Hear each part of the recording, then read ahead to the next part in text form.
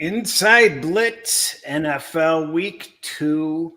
I'm here with Ted, and Ron decided to join us this week. Ron, welcome back. Thank you. Good to be here. Nice little diversion right now. So good to talk some football. Is this a panic week 2 yet for anybody out there? We got some potential 0-2 semi-elite teams. Make things very interesting after this week, right? Well, we have that every year. Of course. It wouldn't be football without that, without the overreaction. So it's why hard it's not panic to time. overreact in some of these situations. Hey, look, I was at the Chargers opener last week against the Raiders. We're going to have some sound today from both teams talking about what it's like coming into the season, specifically these days when you don't play much at all during the preseason, if at all, right?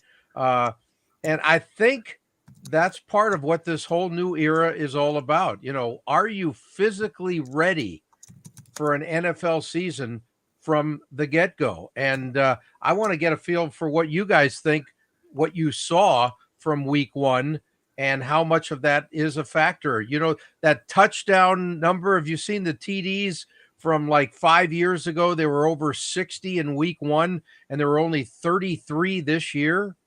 How much does that come into play?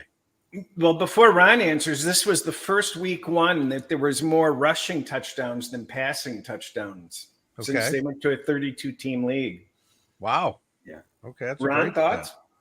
Very few surprises to me in terms of adjustments. This is something Cris and I talked about on Tuesday, but kind of according to plan. I mean, yeah, the Giants laid an egg and they're 28-6, but you know, those things happen, especially in Carolina and so on. Maybe some of the bad teams were bad right away. The Chargers surprised me just a little bit in terms of how fast it came together. Maybe it was just the Raiders, but I thought it would take a little more time, even though I was so high on them. And then Bo Nix, I was disappointed in the whole offensive game plan where they were throwing 3-yard passes. Okay, well, you missed our conversation last week, Ron, but we didn't get totally in detail on this. I wanted to wait for you because originally we were going to talk before week 1, the rookie quarterback starters and the thoughts on them. So now we have one game in the books, and you got, I would say the word is cautious. They all played cautious at best. And where you think of Caleb Williams and Jaden Daniels, and also we just mentioned Bo Nix. I thought Daniels did fine for you know what he did. There were no mistakes. It's a whole new team in Washington, so you have to. It's the players, the coaches, and everything. That was fine. Nix was, I don't know. I know he's going to be accurate, but he's going to have to stretch the field. Let's see. Caleb Williams? Yeah. We don't know about his accuracy yet, and he's questionable so far in that department. Has to improve. I think you're just going to see some wow plays from him and some rookie mistakes. It's just going to be a typical rookie year. It's going to be better than Bryce Young, we hope, because that hasn't worked out so much. I mentioned to Cris how small he looked this week, Sunday, in the pocket. And I watched that, and I got a kick out of it because the first thing that a few guys around me at SoFi Stadium, while we were watching a couple of minutes of that game with Bryce Young, the talk was short and unbelievably small. And he's going to have a hard time in this league with that lack of stature. Mm-hmm. What do you think, Cris? It does appear that way. I was actually surprised. Greg Cosell seems pretty down on Caleb. He's usually not too negative. But really, what did he say? He just, he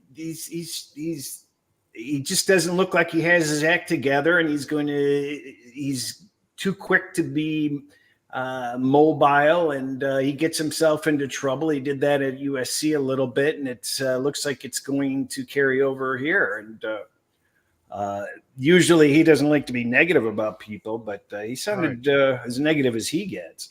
Okay, well, I still always give these guys the benefit of the doubt, especially when they don't have that many snaps, not as many as Bo Nix anyway, right, coming into the league.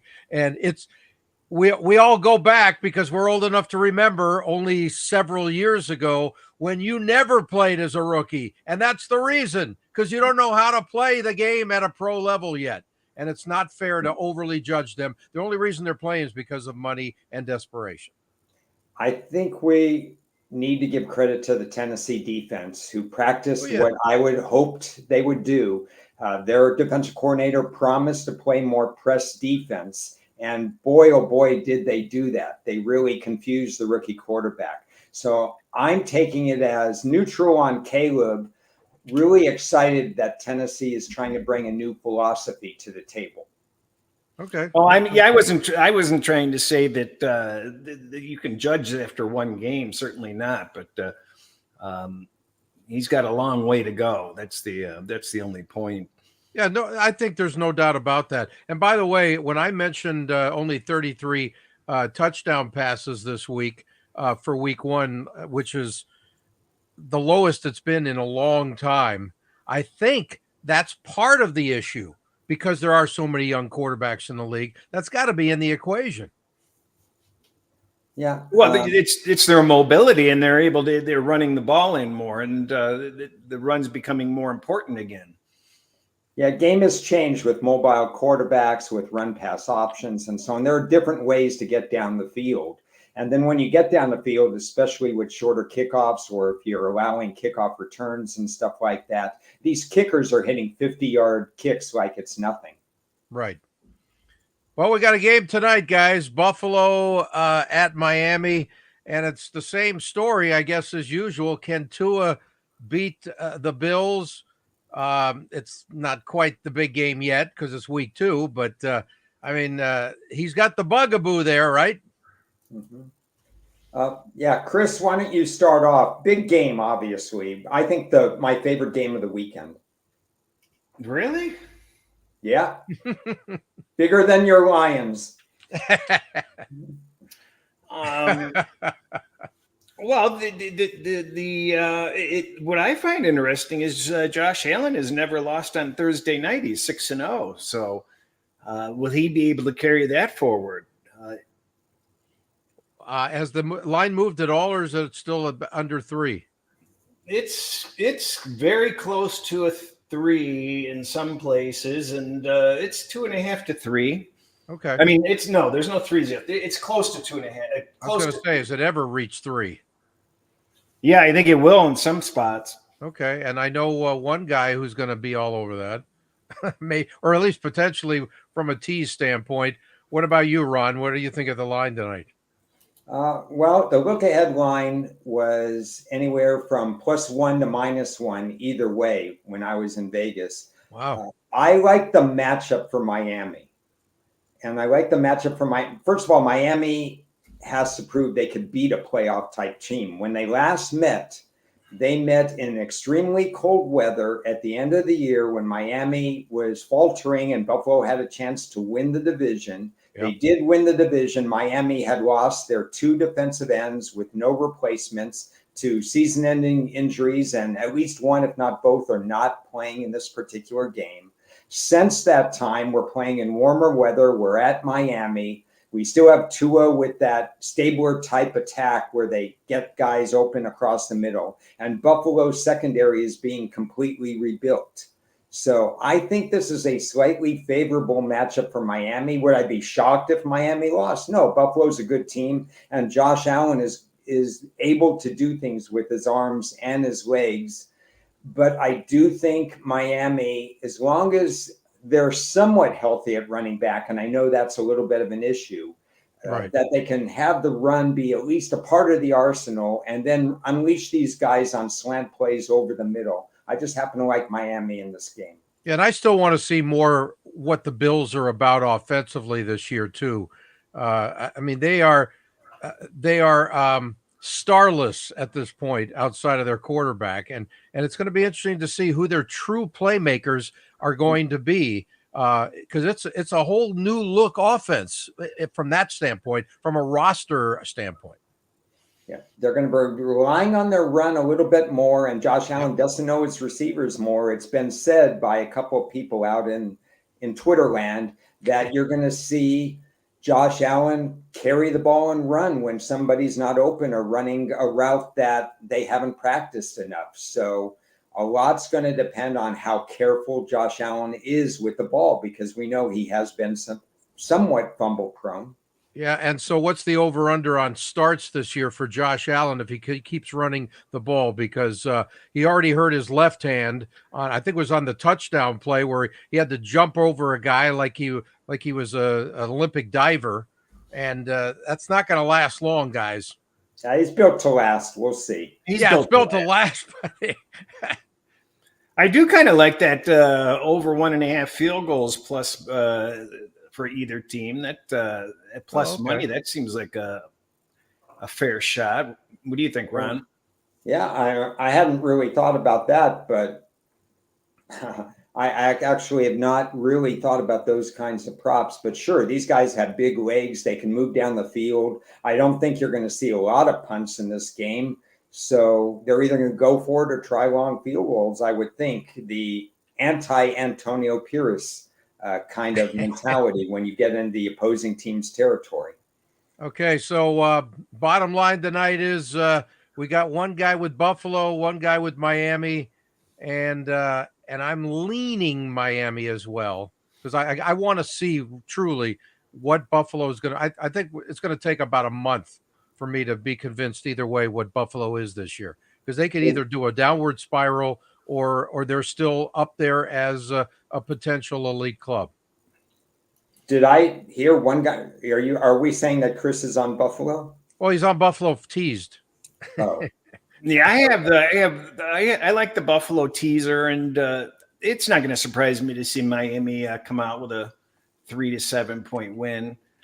Somebody asked if I'd lay 2.5 or the money line. Obviously, it always depends on pricing, but I'm always going to be searching for the best money line. I think the 1 and the 2 have both become more valuable than they used to be. So I don't like to play games with it landing on 1 or 2. So if you can get 140, you lay the 140. Do you downgrade Miami at all if they lose tonight? Maybe not in the actual numbers, but in your heart and in your head. I think it depends on how they lose. I mean, right. You can play that's true. A great game and just have an unlucky loss. So. Right, but they find ways to lose against this team, though. That's what I mean. I doubt there'll be a downgrade or upgrade unless something unusual happens or a higher score. I feel comfortable with my power numbers for both teams. Okay, good. You want to move on, or you got anything else on this game? No, any other questions from the audience? But basically, we have two different approaches to this particular game. And, obviously important game in the division. They're both up on the Jets, which is, we don't know when the Jets are going to get started. But when they get started, we thought it would be a 3-team race. Yeah, well, we're not sure the Jets got the word yet that the season started, so we may not know even after this week. All right, let's go on to the next game. The Raiders at Baltimore. After the Raiders looked, let's just say, average at best, and they didn't look any worse or better than I thought they would, because I have zero expectations for them this year. I figure their defense should keep them in every game, and their offense will probably mess up most of their games. And that's exactly what it was in week 1. So your thoughts on the Raiders at Baltimore? I thought, Pierce obviously, wasn't at his best when he's punting on 4th and nothing from the from almost the goal line of the opposing team. So right. And Crosby being handled by Alt was another surprise. I think the team traditionally in this situation comes back with if they have any heart whatsoever, which they did show heart when they could have easily given up last season. I expect a very strong performance out of the Raiders. I think they have enough to stay at least somewhat competitive. They have a history of going out east and surprising some of the better teams when you basically are leaving them for dead. Right. So I think that's a lot of points. And the fact that the line's coming down from where it peaked out at a 9.5 week 10 shows that there is support for the Raiders. Okay, before Ron adds anything to this, why don't we hear from Antonio Pierce, who I got a couple of questions in the postgame after his loss to the Chargers on Sunday. Yeah, you can't turn the ball over. You got to be better in red zone. We weren't. We were 1 for 3. They were 2 for 4. And then running the game, stopping the run and being able to run the ball. I thought we did a good job early in the game on third downs with Herbert and those guys. Really good job early on defensively. But again, as the game goes on, that's where it comes to just keep playing team ball. Don't nobody think they need to make a play, just do your job. And I think that's something that we'll learn from. We got to do a better job of composure, starts with myself and the coaching staff. What happened at the end of the game is inexcusable. It's not going to be tolerated. And at the end of the day, we can't be selfish. You got to play team football. And we talked about it, won the line of scrimmage, which we didn't do on either side of the ball, and taking care of the football. The run game was poor. Passing game was off. And then turnovers you can't do it. You can't have 3 turnovers on the road and expect to win. There you go. So I asked him about starting the year on the road, first 2 games, and what that was like. We'll also hear from Gardner Minshew in just a second. But what are your thoughts, Ron? When the line was 10, it was overpriced. It should never have been 10, according to my numbers to begin with.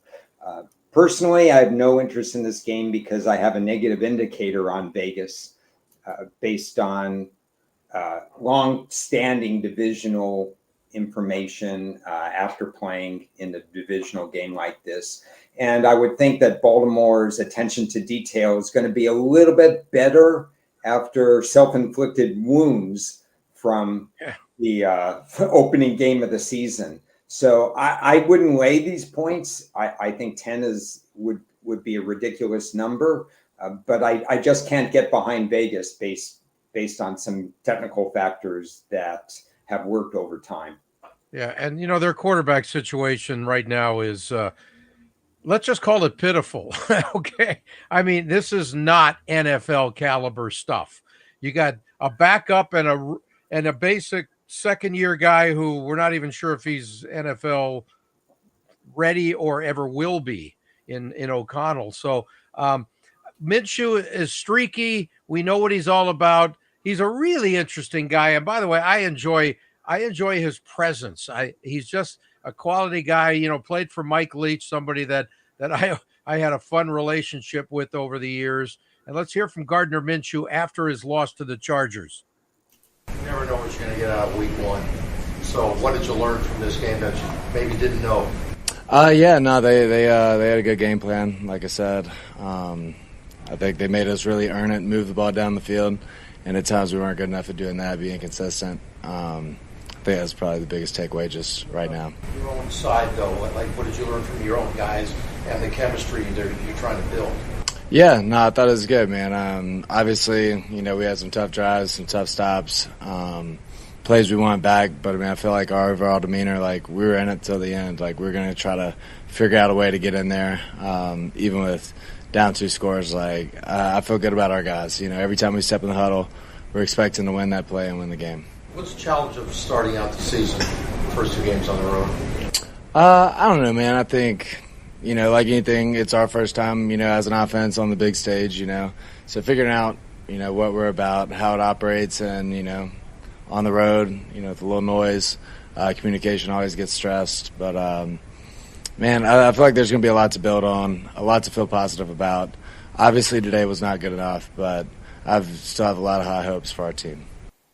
Okay, it's interesting because I always feel stupid asking the Raiders, what's it like playing on the road when they were basically the home team again at SoFi? They had at least 60 to 65% Raiders fans in the building, as expected. Ron, are you there? No, I mean, I listened to that. I just agree with that. My mind was racing, and you talk about the fans. I couldn't believe how many fans Pittsburgh had in Atlanta for a game one, and it's not even a rot. I mean, why would Pittsburgh care about the Falcons? But their fans are unbelievable, and Raider fans are like that. Yeah. So they travel well as well. Right. It helps to be on the right coast, though. Obviously, Vegas to LA and all the Raider. I mean, there are probably more, and probably is being nice, more Raiders fans in LA than Chargers and Rams together, and that's how much how big they are here. So, what are your thoughts on the spread in the game? Is it under 10 now? It is. Everywhere? It's 9. It's 8.5, 9. Oh, it got to 8.5. Okay. Circa's at 8. Wow. Okay, well, that makes sense. I mean, that's a lot of points. And again, overreaction week 2. People are going to get caught up in, the Raiders are going to get killed. But Baltimore didn't do anything special in week 1 either. At least found another way to lose. Let's put it that way. Of course, against the best. I got to say, we try to glean something from interviews, and that's only snapshots, but it just seemed like both of those interviews, it wasn't the kind of attitude you wanted to kind of hear. Did you pick up on that at all? Just a little bit less enthusiasm. I understand. Remember, it was right after the game too, though. Yeah, it's after a loss and so on. But Pierce sounded passionate. Not a complete. You're going to get ebbs and flows. I just don't think this team is going to be more fundamentally sound defensively than they are offensively. So any offensive question you ask is still trial and error. And I think Minshew does his best work when it's improvising anyway. Yeah, exactly.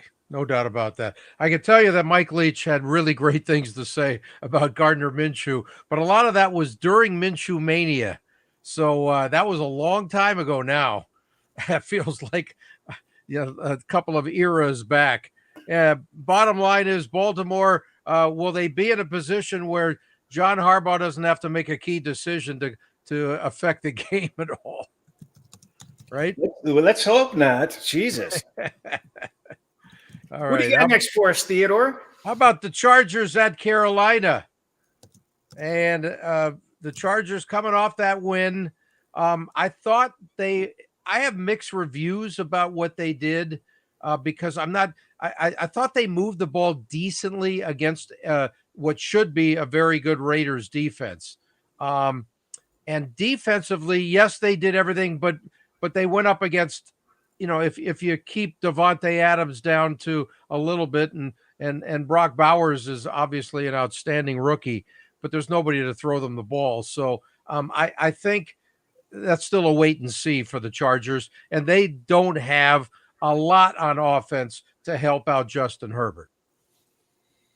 Yeah, I wasn't impressed by the Chargers. I mean, they came away with the win, and they seem a little tougher, and they seem they're playing with passion. At least the coaches are playing with passion, or coaching with passion. There were some highlights of their reactions throughout the game, right?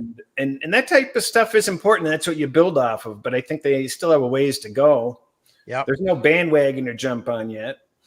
Well, I had a quick question I actually got into because I had to go from one room to the other. And by the time I got to the Chargers interview room, it was the last question for Justin Herbert. So I just threw a quick one out and asked him what the story was how he felt, because the team hadn't played together all preseason. Remember, he had the foot injury. So let's just hear a quick one from Justin Herbert.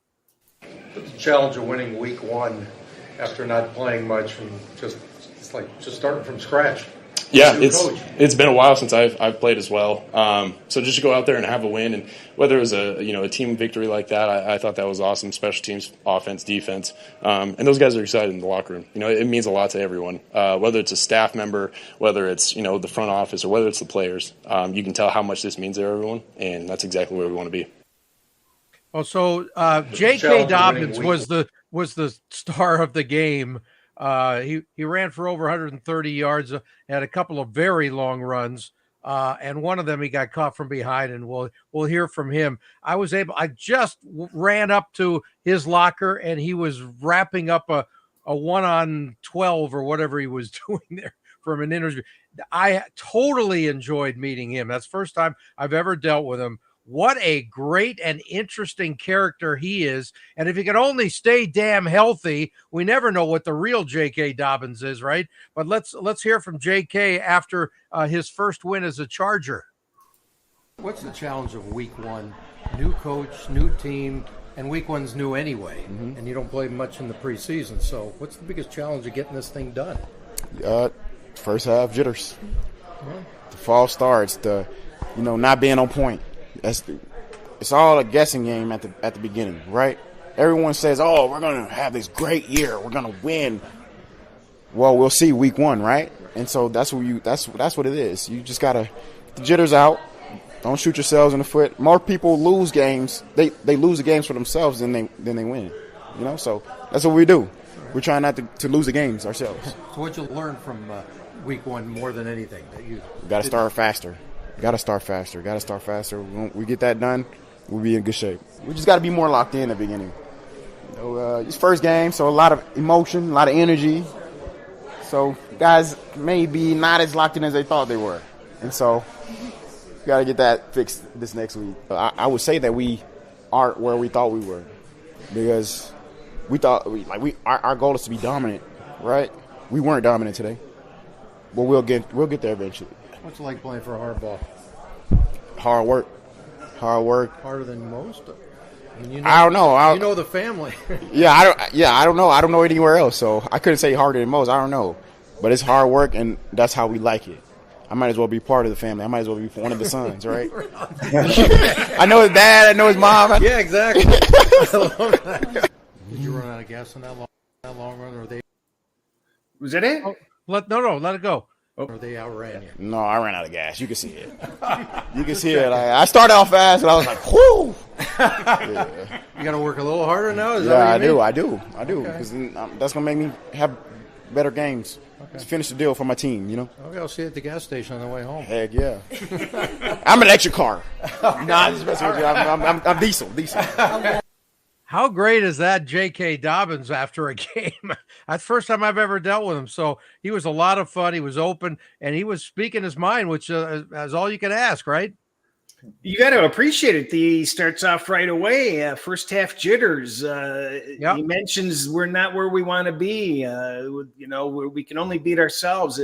Some very candid comments, which is what you like to hear. He's a different level. Obviously he's off a win, but still there's some candor and some emotion you don't necessarily hear. Exactly. Very refreshing is what he is. And one of the other guys that I talked to is former Ram Morgan Fox, the defensive lineman. He lines up next to Khalil Mack on the D line for the Chargers. And I know that some guy named Las Vegas Chris wanted me to get a question in about playing for Harbaugh, and does he bring out what he wants, or does he does he coach to the player? And I tried to get that in with Morgan Fox, who is really a great post-game interview. Let's hear from him. How much does he talk about playing his style and wanting to be the way he wants to make a team? I wouldn't even say that, Coach ever comes in and says, I want it to be my way or this way. Coach comes in and says, this is our way. This is how we're going to play the ball, and we want to be physical. We want to bring the best out of guys. So I wouldn't say Coach ever comes in and says, this is, I want to play football my way. He wants to play our way, and our way is our best, and our best is when we're physical and fast and relentless. What's the ultimate challenge of winning week one after not having most of the group playing at all during the preseason? It feels like it takes forever to get here. You have OTAs, early OTAs, training camp, and then by the time you get to that first game, it feels like it's been forever. So, but fortunately, we've done a great job sticking together, getting chemistry together at practice, having good practices, and communicating well enough that when you come out, even though not all of us played, it was enough that we could just play off each other and lean on each other. There you go. That's Morgan Fox of the Chargers, and I like the fact that these guys are pretty candid. Yeah, the common theme seems to be, the same, is nobody has their act together. And that's why we're seeing some sloppiness, and it almost looks like a preseason game for part of the game because they're trying to figure it out. They haven't played a real game yet together. So what do you expect, right? So I will disagree with everything you said. Okay. It's okay to be wrong. Not everything or whatever, but you heard it somewhat in their comments that they're going to play the Harbaugh way. This is the way they're going to win games, and it's going to look ugly and people are going to criticize them. But this is how, from the draft on, that Harbaugh wants to build this team. A very physical, a very sure tackling team. Staley was out of the building. They were fundamentally sound in a lot of different areas. And I particularly think that they did everything they needed to do from admittingly, I mean, they had 2 new offensive linemen, including a rookie, 2 new wide receivers, including a rookie. They had an all-new backfield that hadn't played together. Herbert didn't play much or at all in the preseason because of injury. This is what the Chargers are, and I actually was very impressed with them. Now, does that mean they're going to roll against Carolina? No. Actually, they're a little bit overvalued according to my numbers against Carolina, but the problem is the matchup indicator that I used with Brown being out on the defensive line for Carolina, you're going to see the Chargers removed from a divisional game go in here and try to run the ball right down Carolina's throat because Brown is missing. And so it's a matchup indicator that favors the Chargers, which negates some of the other stuff, the overinflation that we're seeing in the line. So it's a fascinating game from that standpoint, but a stay away game for me. Yeah, I'm trying to figure out what it is you disagree with us because I think everything you said I agree with. Well, I think what I disagreed with the fact that the Chargers weren't there. They didn't play, they didn't play well. They played. I didn't say they didn't play well. I think what I said was I thought it was slow. It was a little bit cautious. It was a little bit for game week 1 stuff, but they played fine. But again, who did they beat? That's the question. I know, but get used to the style because the Raiders. Oh, no, I get it. The Raiders are not a bad defense. So when you say who did they beat, defensively, the Chargers had it easy, but offensively, this is one of your better defenses because the coaching. They play hard for Antonio Pierce. They've held points down during his interim tenure. They held Herbert down and so on. But it's the old John McKay USC style. You wear the team down, and even with 35,000 commercials in today's game, the other team gets tired in the fourth quarter. Yeah, but as we all know, one of the keys to the defense for the Chargers is not always there and available. Joey Bosa is always hurt. And it's funny, he's the last body I saw as I was walking out of the room. And I thanked him for coming on my show a few times, and his brother. He's a really nice guy. And I said to him, you know what, Joey, whatever happens this year, please just try to stay healthy. And he goes, from your lips to God's ears, baby. He's a really good guy. And he's just one of these. I mean, he plays his ass off on every single play, and he always gets hurt. That what are you going to do about it, right? So anyway, anybody taking the points, or are you just off this game? I took +10 for some. You did. Oh no, I'm you sorry. mean the Chargers? I'm leaning toward Carolina, but I'm having a hard time pulling that trigger. Yeah, no, I don't blame you. Can Carolina get the offense going? Yeah, if Carolina gets behind in this game, the crowd kind of goes out of it. And there's going to be some negative vibes and stuff like that. If I'm a Carolina fan, I want to have that first quarter played. I want to prove that I can hang with this team, and then maybe you get some of that enthusiasm or whatever. But they've got to start fast in this game. That's my opinion. Yep. All right, let's move on to the Saints at the Cowboys.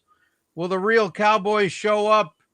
Because are they that good, or are they just took care of business in week 1 and we're now in week 2 and whatever?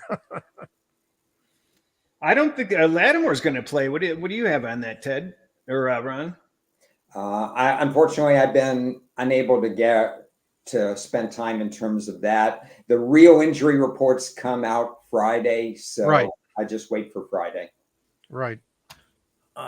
That's going to be a problem if he doesn't play. I just think both teams played well. I mean, when you score 9 possessions in a row, that's playing well.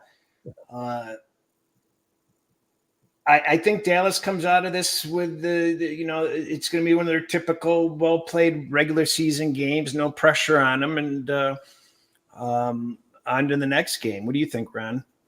The two things I think here. First, Dallas doesn't get to play against Deshaun Watson this week, and we all talked about he's just reactive instead of proactive.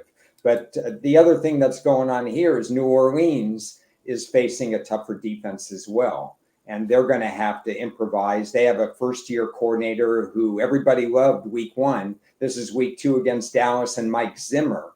Yeah. So I think you have conflicting factors in this game that will be fascinating to watch. Yeah, what do you think the personnel and how they fit for Zimmer is going to work for the rest of this season? I mean, Zimmer is as good a defensive coordinator as we've had in our lifetime.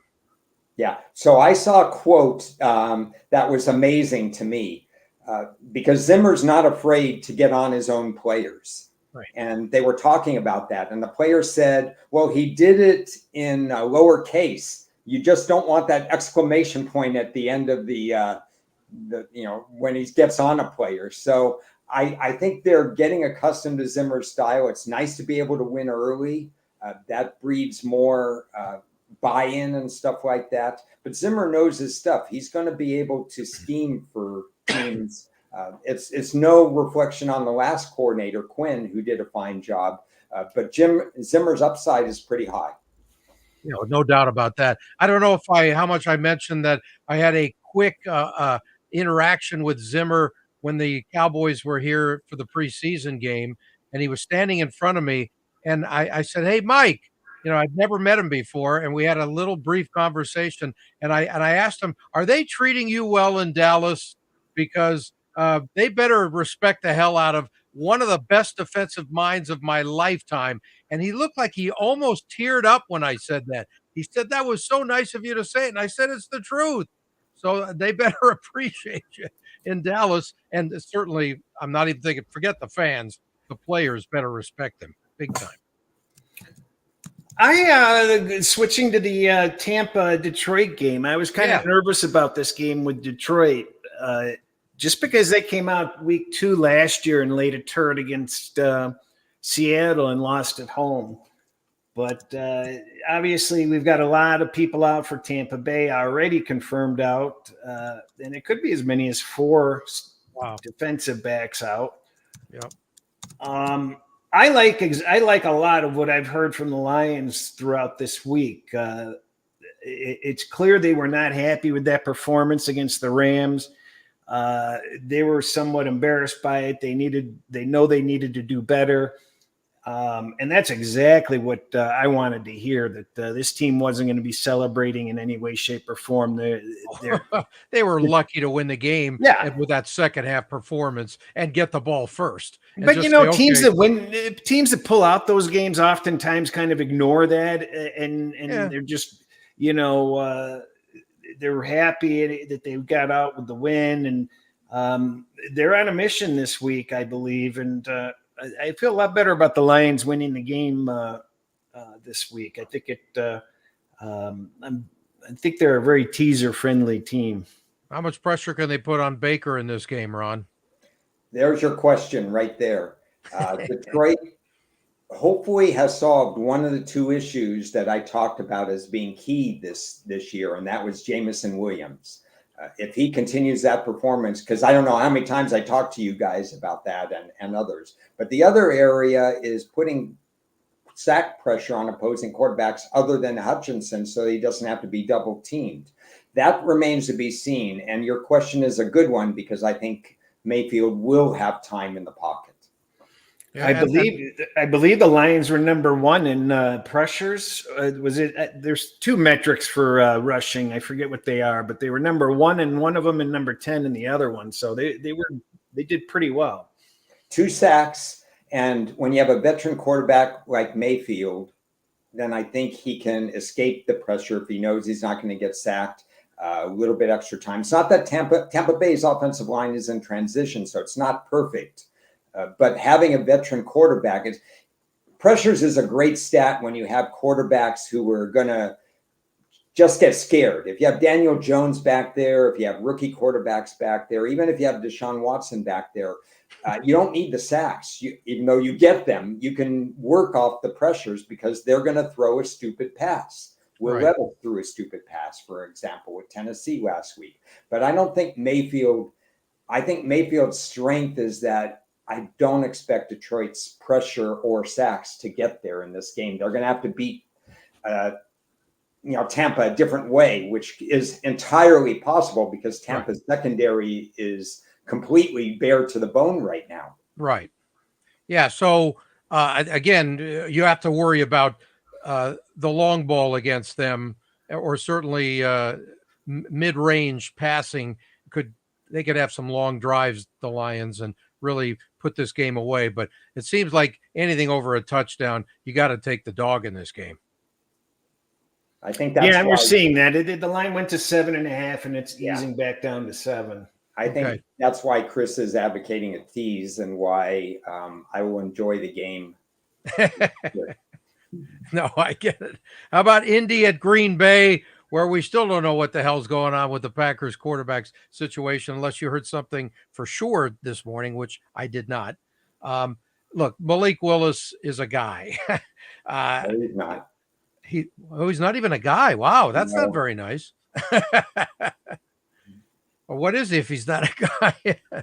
So this is a larger conversation, but I'd like to get both of your thoughts on that.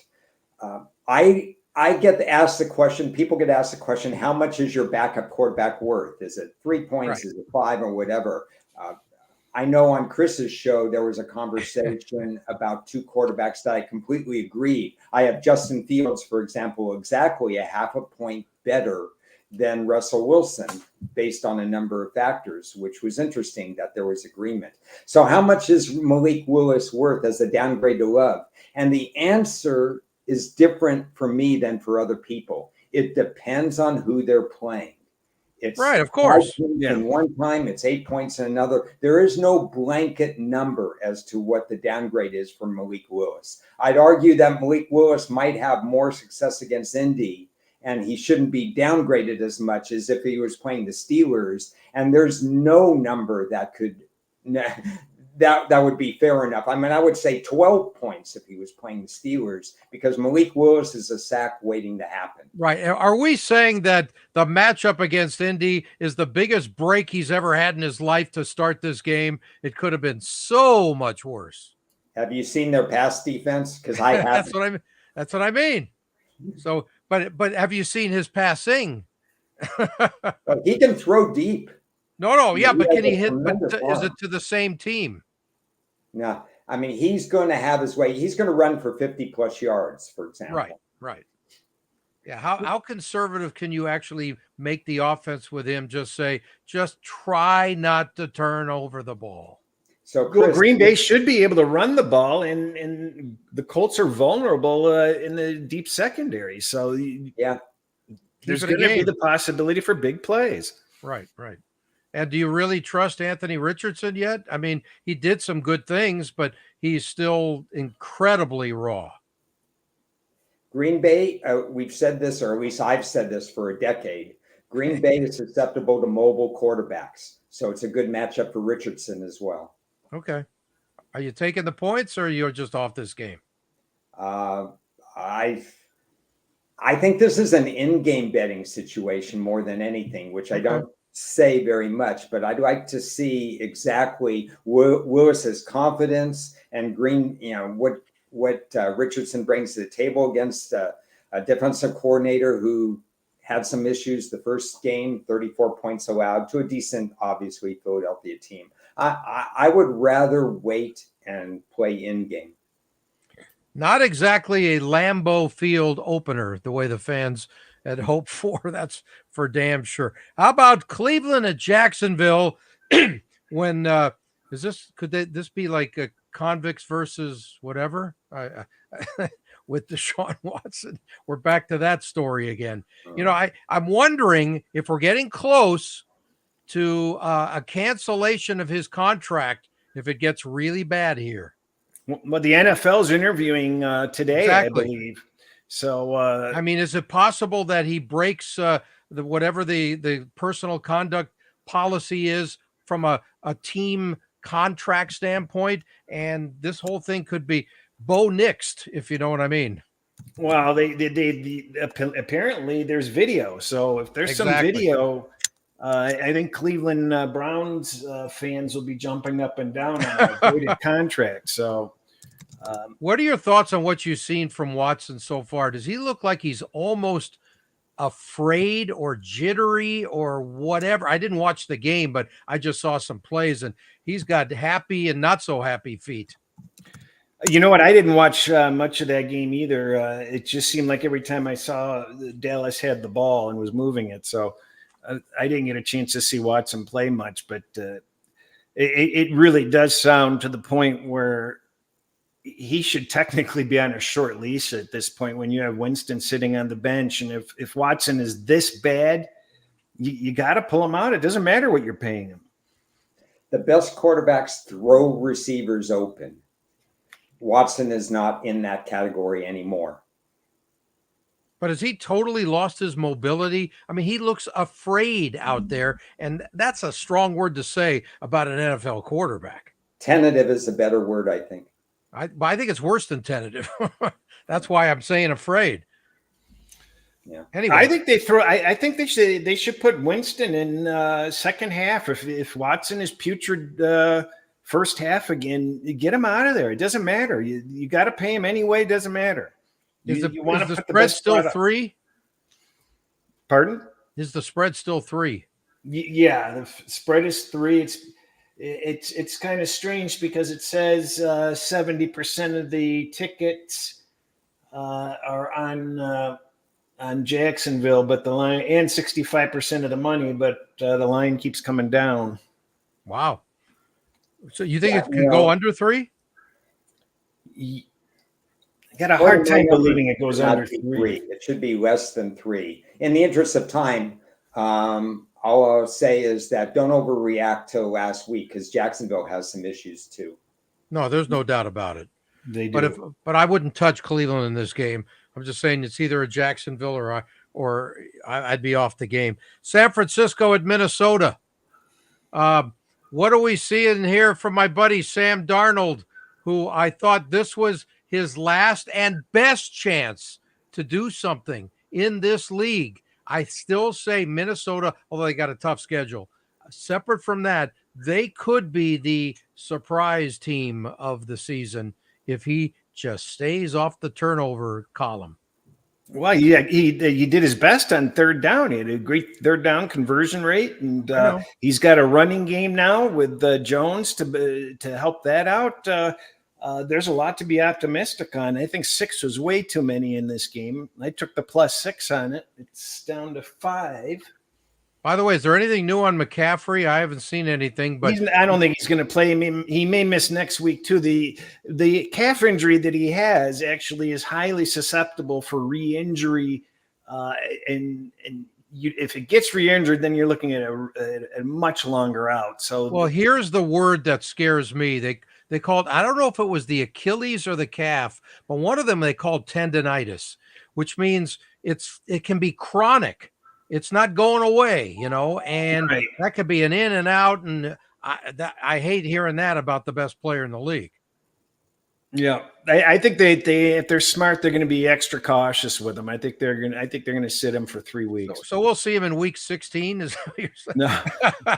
Get ready for the playoff. Hey, this other guy, is it Morgan? Yeah, Mason. I'm sorry, Jordan Mason. I mean, Ron, what were your thoughts about him coming out of college? Is he the next The Jim big Brown? difference between Mason and McCaffrey is their ability to be a receiving threat. Of course. McCaffrey is incredible in that area, and that's Right. where running backs add extra value. Mason comes out of Georgia Tech. He knows how to run. Yards per carry in a Shanahan offense, as we know, you and I could run through it. So there was not going to be a downgrade running. There was going to be a downgrade and will always be a downgrade receiving. Absolutely. But I mean, it's just impressive. And I like the idea that Trent Williams played every single snap, which I was wondering about when we were going into, okay, what kind of shape is he in? And then in the fourth quarter, they took him off the field because he was dehydrated. So I'm not shocked about that. Anyway, are the Niners enough to lay points on the road here, or do you have to take the home team? So when the schedule came out, you knew San Francisco was going to have a short week. Right. And then you knew in August that at least 2 of the players weren't signed. And even though they were signed, you knew they wouldn't be completely healthy. And yet the line was 7 all throughout August. That was the play, and very comfortable with it. Yep. Okay. Seattle at New England. Can we actually, is anybody going to watch that game? Important game. Yeah, I'm going to watch the final score. Yeah. Well, they're all important in week 2. I mean, nobody's out of it or done anything yet, but I still find New England very difficult to watch from an offensive standpoint. Mm-hmm. Yeah. Just because somebody brought it up, I'm just going to interrupt. You don't want to be teasing a 5 or a 6 point favorite down. The value of your teaser leg is $2.85. So if you have a money line that's less than $2.85, then you're pissing away value needlessly. So find a way to use the money line in a parlay with an alt line, maybe, or change games. But when you can lay $2.29, you don't want to be using a $2.85 teaser leg. Okay. Sorry. Go ahead. Thank you, Bertie, for the comment, by the way. Go ahead, Ron. New England. Not much to say about this game, except for I think we're overreacting to Seattle's victory. Now they're a road favorite. It isn't their favorite area to be in. And New England, we know what New England's going to do. Shorten every game and try to run. And that's what they should do because they have an incomplete roster. Right. Well, you can't. I mean, I don't know if you're in your right mind to anybody take Seattle in this game. It's like you either take the dog or you're just watching. So, I mean, that's the way I look at it. How about the Jets at the Titans? We already have a relax out of Aaron Rodgers after an 0-1 start. Will there be much relaxation if they start the year at 0-2? I don't know about that, but Tennessee's an interesting team defensively. They might give him some trouble. What do you think? I think, I think they looked rusty. I worry about their depth, but I think that they just looked rusty, and I think they've got this 2-game leash, 2 road games to start the season. Right. The rest of their schedule's favorable for the next 4 5 games, so they'll come home and they'll be able to right the ship if they go down this week. But it won't surprise me to see the Jets take care of business here, but I think the Titans are humiliated from the way they lost that game, and they're going to come strong. So it actually probably is likely a decent game. Yeah. Do you have a straight jacket on Will Levis or what? Yeah, it's I could see any result in this particular game. Line is fair. Every quarterback who missed time last year, Rodgers, Cousins, and so on, because of the shortened preseason, it's on. They looked rusty. The Jets will get it together, and Tennessee, in its infancy with the new coach and the new scheme and so on, they're going to make mistakes. Yeah. So I don't know what will happen in this game, but one of them is going to be 0-2. I think the line is kind of telling you what's supposed to happen, because this line's sitting at 4.5 all of a sudden. Wow. I didn't know that. I didn't either. I thought last I saw was 3.5. I didn't even realize it. Yeah, it slid up this morning. So the powers that be that can move a line that much certainly think the Jets are going to show up. So. Okay, well, if you watched our show last week, you know that one of my 2 guys that I think is a questionable head coach in this league is Robert Saleh. And right now, for the next few weeks, he needs to show what he's all about, because if he doesn't, he might be one of the first to be thrown out the door this season. Bigger I'm getting sick problem of is their offensive coordinator, even Well, more yeah. than And talent. who's the one who hired him?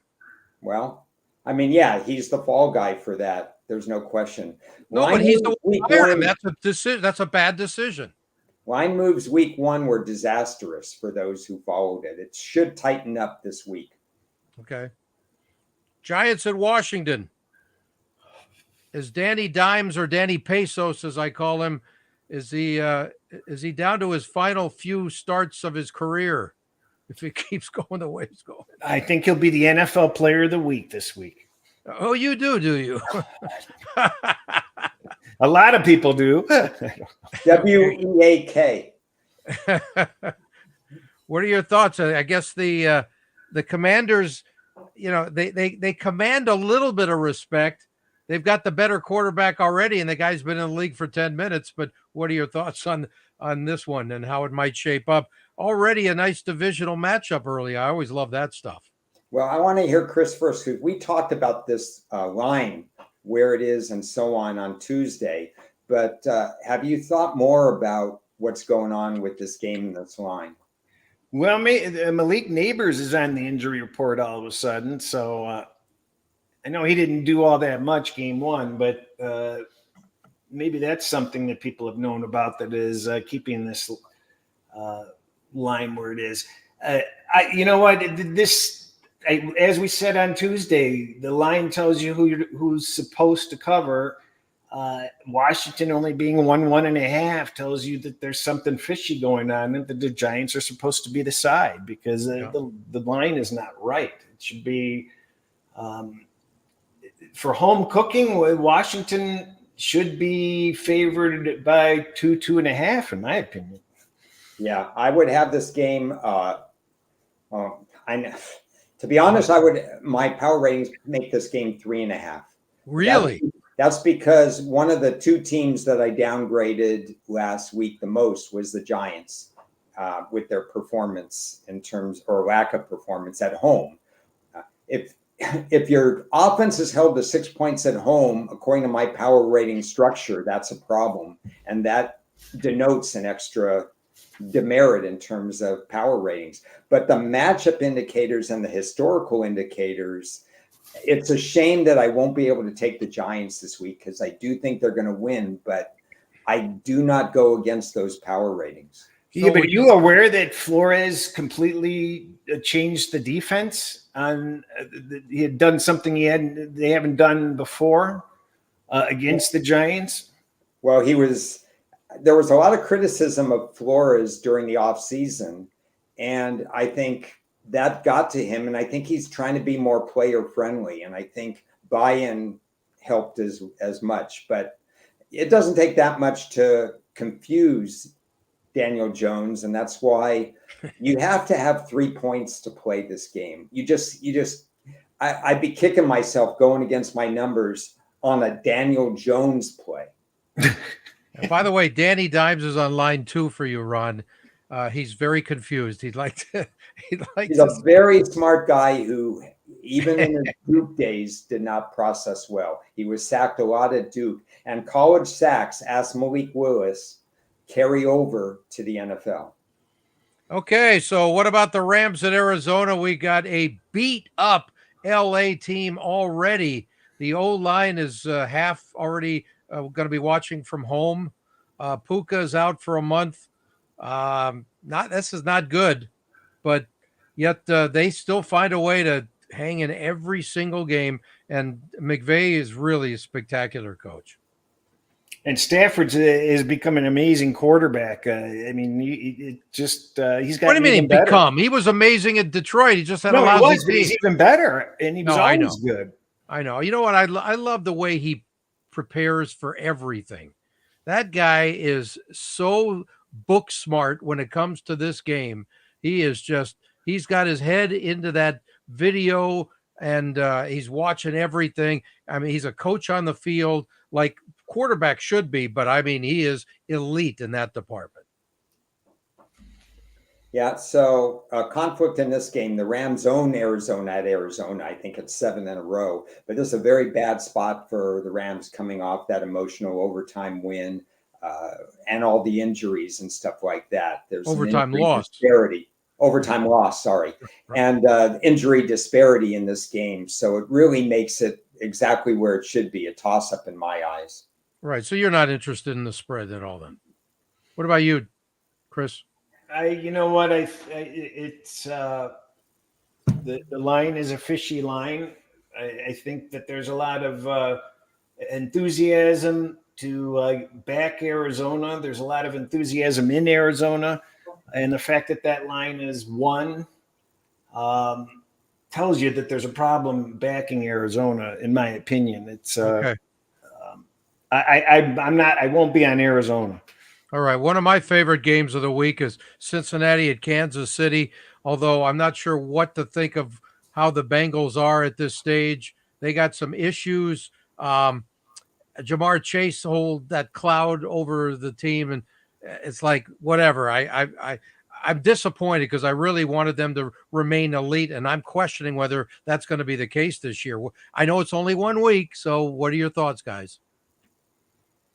Well, Chris and I discussed this. My attitude was I wish this was a week 7, 8, or 9 game. Absolutely. Because I think Cincinnati matches up very well against KC. But right now, you better watch that Friday injury report carefully, because Chase and Higgins and their attitudes and whatever's going on, Burrow is fine, but if he doesn't have the targets he's used to, it hurts his game a little bit. And Cincinnati is still needs against Mahomes. That evolving defense is still going to have its hands full.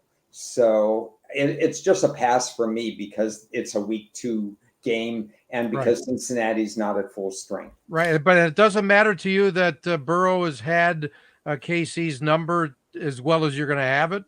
It matters to me. That's why I'm not taking KC. But I just don't think Cincinnati is in the right frame of mind right now. No, I totally get it. What do you think, Chris? One of the Bengals was quoted this morning. Maybe it was an interview from yesterday, but he was just kind of mouthing off again, and it's just not what you like to see. No. I don't think Higgins is going to play this week.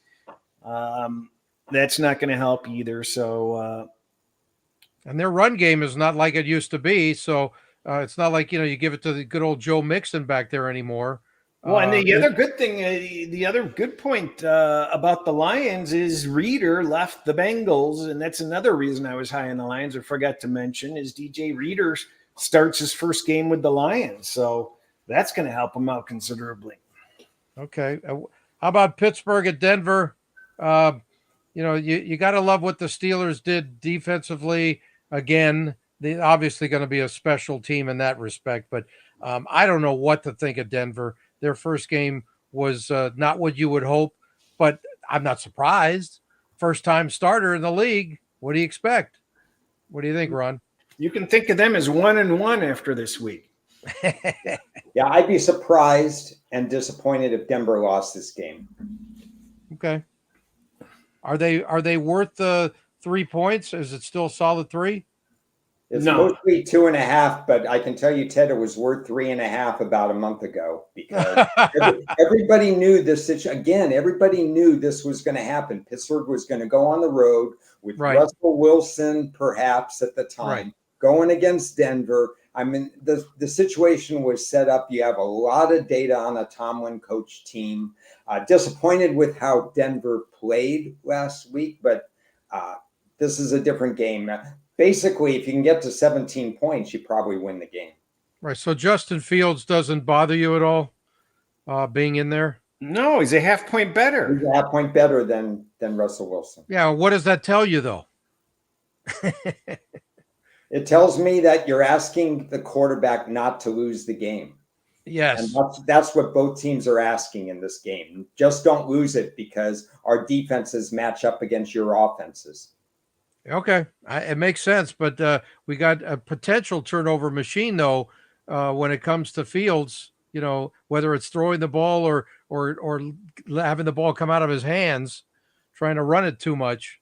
Well, that's okay with me. Okay, because you got the other side. Yeah. And Sunday Night Football, the Bears at Houston.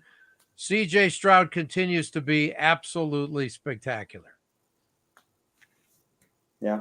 This is one I missed. I mean, I have so many good look ahead lines. I thought Houston at 3 would be great value in the look ahead. Unfortunately, it was 3.5 and not 3. And now you're looking at 6.5. And now we're overly inflated with Houston, in my opinion. I don't know if Right. Chris agrees or disagrees. 91% of the action on Houston. So I think we'll Wow. see a 7. Wow. I thought it got to 7. 7 would be just the wrong line, even though situationally Houston's in a good spot. Right. Would you not want to take 7 though, just because there's value? I would look very, very hard at that game at the time, but I'm in no hurry because I would wait to kickoff. And if I miss it, I will not regret it. Right. And quick thought on Caleb against Houston. I think he'll do better. He didn't do that well, but that's his first primetime game, so a little added pressure for him. Yeah, against a strong defensive head coach. Yeah. I'm just wondering there. Maybe some splash plays because Houston's secondary is a work in progress. But if he thinks he's going to run around and scramble, Houston and Ryans, they know how to defend the run and they know how to cut off lanes in that area. So it's going to be a little bit tougher for Caleb to ad lib in this game. Absolutely. Monday Night Football, Atlanta at Philadelphia. Will the real Eagles show up? I mean, they were fortunate to win the game the way they won it in their opener in Brazil. I don't know. I'm not sure I trust them yet. Again, I'm not a Sirianni guy, so I think he could find a way to screw this up. But what are your thoughts, guys? I think this is going to be I think you'll see a much better effort out of Atlanta this year or this game. I think it was tough for them to face their old coach with a top-notch coaching staff to take advantage of that information. And Pittsburgh has a way of just, screwing you up. And I think things will be different for Atlanta. What about a Philly pass rush, Ron? Yeah, they're going to try to get to Cousins. There's no question about that. Atlanta, I know they didn't look good, but TJ Watt, a healthy TJ Watt makes a lot of teams look bad. I mean, when you have those kinds of guys, it really impacts the game. So Atlanta's got a good offensive line. The situational factors favor Philly. I favor Philly to find a way to screw things up and win by less than 6 points. I mean, it's just, this is what Philly does. Maybe they find a way to win because Atlanta's pass defense is suspect and other stuff like that. But spread wise, I think you're tossing a coin. Right. So you're taking points because there's value. I'm taking nothing. Oh, it sounded like you wanted to at least. No, I situationally it favors Philly, but I don't trust them. Oh, okay. Gotcha. Any cautious flags for the week to wrap this thing up today? Chris, you go. No, I don't.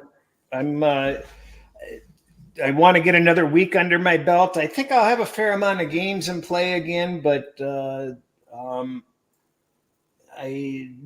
I think probably Atlanta is looking kind of nice, and Denver, obviously, that's already a win. I've already counted that as a win. It's in the win column. I love it. What about you, Ron? Is anything stand out? So Chris is down on Atlanta. I'll have to look at Atlanta a little more, but I don't like the fact that it's a primetime game because that's the wild card. I completely understand, and I would be with you on Atlanta if we were talking Sunday afternoon. Is that another Cousins dig right there? No, that's not a Cousins thing. That's a Philly thing, actually. No, I know.